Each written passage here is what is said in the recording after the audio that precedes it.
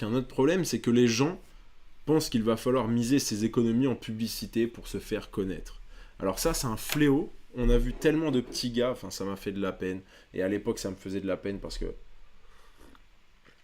je voyais des gars sur YouTube qui envoyaient les mecs dans le mur, à la mine, qui envoyaient les mecs se faire incinérer, qui envoyaient les mecs au feu.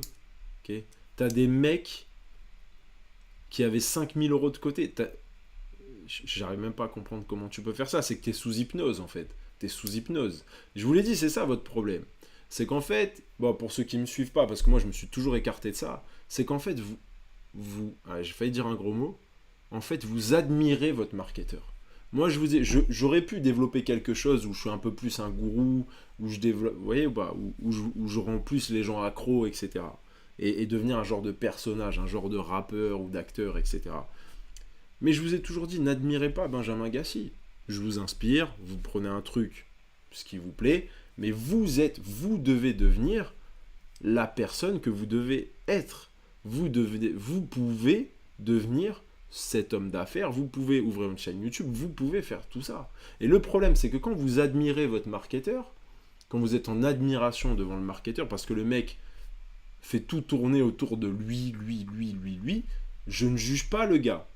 Okay, le gars utilise une méthode qui est très connue aux États-Unis, c'est le personal branding, c'est machin, c'est trucs, c'est ce qui est attirant, c'est machin, c'est trucs. Ok, ça marche très bien. Ah, c'est des petits gars comme vous et moi qui ont commencé.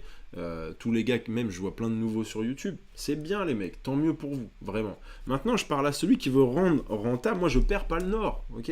Je perds pas le nord. Je suis pas dans le fun. Je suis pas dans l'entertainment. Ça m'intéresse pas. Je suis pas là. Quelle est la rentabilité? Ok, c'est bien. T'as une LED rose derrière toi. T'as machin. T'as mis des inserts. Il y a des pim poum pim pim poum teng teng teng pam pam. Dans la vidéo, c'est bien. Pam pam pim pam pam poum. Ça, pour moi, c'est pour parler au retail. C'est pour parler au mec qui va acheter ses pâtes à Carrefour. Moi, je parle en B2B avec vous. C'est-à-dire que je parle à des professionnels ou des professionnels en devenir. Ok? Derrière, tout ce qui est nuage de fumée, tout ce qui est poudre de perlimpinpin, moi, je vous apprends à devenir magicien, à devenir illusionniste. Hein, je ne vous montre pas un numéro d'illusionniste. On est derrière. On bricole dans le garage. Je dis là, on va mettre une trappe. Là, on va mettre... tu vois ou pas? Voilà. Mais je ne vais pas, quand je vous montre... quand je suis votre professeur pour devenir marketeur ou pour devenir magicien, pour faire, on va dire, on va apparenter ça à du théâtre. On va tourner une pièce de théâtre. Prenez cette symbolique. On va tourner une pièce de théâtre. Les spectateurs, c'est nos clients en retail. C'est vos clients sur vos boutiques en dropshipping, sur tous vos systèmes, etc. Ça, c'est les gens qui vont regarder la pièce de théâtre. Moi, je vous donne des cours de théâtre. Ok ? On est là, on est dans le hangar, on est en train de tester les effets spéciaux, on est en train de tester les costumes, on s'amuse. Tu me dis, ouais, mais tu penses que cette phrase, je devrais la dire plus comme ça, tu vois. Là, on est là. Donc, mais quand le prof de théâtre te reçoit dans son cours, enfin, il arrive, il est normal, le mec, tu vois, calme-toi. Hein, ça va être plus tard, la scène, calme-toi. Moi, je suis comme si je vous parlais autour d'un café. Et je pense que c'est ça que de plus en plus de personnes aiment. Et j'ai toujours été comme ça, moi, même quand c'était pas la tendance. Il y a des fois où je me suis dit, personne ne comprendra jamais mon message. Personne ne comprendra jamais mon message. Et au final, mon message résonne de plus en plus chez les bonnes personnes. Vous êtes des marketeurs. Vous êtes des marketeurs. Donc peut-être qu'il y a différents types de marketeurs. Mais aujourd'hui, vous devez devenir des marketeurs. Pourquoi? Parce que tout le reste, vous voyez, le fait d'essayer de mettre en place un système dropshipping, de monter sa boutique, etc., tout le reste, ok, tout le reste se fait déléguer. Tout le reste, on s'en tape. Je m'en tape complètement que vous sachiez monter une boutique Shopify. On vous apprend à le faire, mais c'est un détail. On s'en fout, c'est pas là où vous allez gagner de l'argent. Je m'en branle que vous sachiez... Pardon, j'ai dit un gros mot. Je m'en fous que vous sachiez, insérer une photo dans une fiche produit sur Shopify. Je m'en fiche. Et c'est pour ça que j'ai jamais fait un putain de tuto. J'en ai fait 2-3 en des années de YouTube. Parce que ça ne sert à rien. Je vous ai jamais fait des tutos comme si vous étiez des débiles mentaux. J'ai jamais fait ça. Parce qu'on s'en fout. Moi, ce que je vous ai appris, c'est la science de la vente en ligne. Okay, c'est la science de la persuasion. C'est comment monter votre système de vente. Parce qu'un marketeur qui sait vendre, okay, il peut avoir une boutique, mais complètement dégueulasse. Je vais vous faire une confession. Je pense à une de mes boutiques qui est juste ignoble. Okay. Elle est ignoble. Je ne m'en occupe pas. ok. Et elle fait son argent. Je vous garantis que si je vous la passais, vous pourriez changer votre train de vie. Vraiment. Je ne vais pas dire que moi, ça ne m'impacte pas. Encore une fois, je vous le dis, je ne me sens pas supérieur à vous. C'est simplement que je suis à un autre chapitre du livre. Et c'est simplement que j'ai un peu d'avance sur l'histoire. Ça ne fait pas de moi quelqu'un de supérieur à vous. Mais simplement, vous êtes au début, je vous le dis, je vous passe. Mais vous hallucinez. Mais pourquoi elle fonctionne?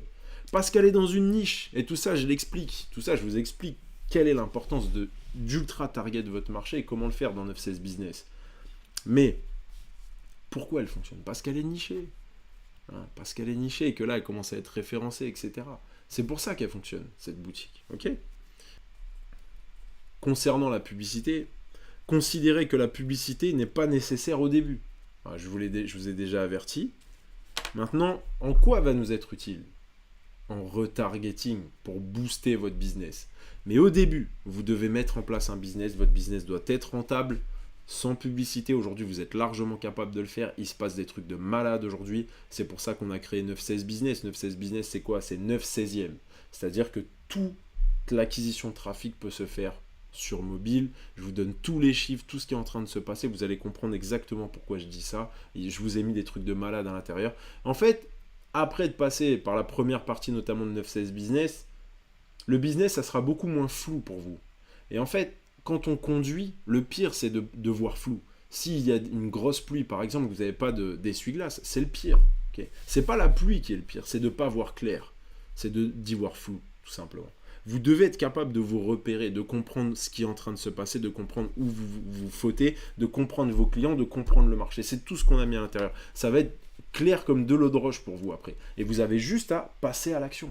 C'est ça le plus important. Mais si aujourd'hui, moi je ne conseille pas d'utiliser la publicité pour quelqu'un qui débute, ou même le gars qui gagne 3 000, 5 000 avec sa boutique, si vous en êtes là, je ne vous conseille pas d'acheter de publicité. Ou en tout cas, je ne vous conseille pas de consommer de publicité, ou en tout cas en retargeting. Mais en retargeting, la publicité, qu'est-ce que ça signifie? C'est le fait de relancer ses clients. Okay, on va prendre de la donnée, de la data qu'on a obtenue gratuitement, okay, et on va relancer via de la publicité les personnes qui nous connaissent déjà. Et ça, c'est puissant. Ça, c'est extrêmement puissant. Mais aujourd'hui, faire découvrir sa marque via de la publicité, pour moi, c'est une erreur stratégique monumentale. Et même chez les gens, chez les gros industriels, etc., c'est une erreur monumentale. C'est le plus mauvais moyen de commencer la présentation et de serrer la main à vos clients, tout simplement.